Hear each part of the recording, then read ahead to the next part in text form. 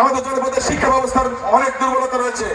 আমরা চাই কারিগরি শিক্ষা দিয়ে আমাদের সন্তানদেরকে প্রশিক্ষিত করে বিদেশে চাকরির সুযোগ করে দিতে। আমাদের জনপদে বিশ্বমানের সম্পদ আছে, মোংলা বন্দর, সুন্দরবন, ইপিজেড সহ এই জনপদের বিশ্বমানের এই সম্পদগুলোকে কাজে লাগিয়ে আমরা আমাদের জনগোষ্ঠীর জন্য কর্মসংস্থান তৈরি করতে চাই। বাংলাদেশের অর্থনীতিকে এখানে আমরা সচল করতে চাই।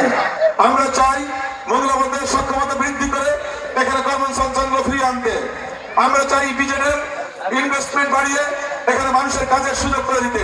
প্রতিটি ক্ষেত্রে আমরা চাইবো এই জনপদের সাধারণ মানুষ যেন সেখানে চাকরির সুযোগ পায়।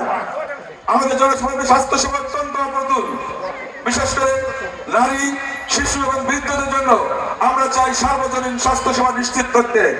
থানা স্বাস্থ্য কমপ্লেক্স গুলোকে, আমরা যে স্বাস্থ্য কমপ্লেক্স গুলো আছে সেগুলোকে কার্যকারী করতে চাই। কোন মানুষ যেন থানা স্বাস্থ্য কমপ্লেক্সে গিয়ে সাধারণ রোগের জন্য ফিরে আসতে না হয়, সেই নিশ্চয়তা আমরা দেবো ইনশাআল্লাহ।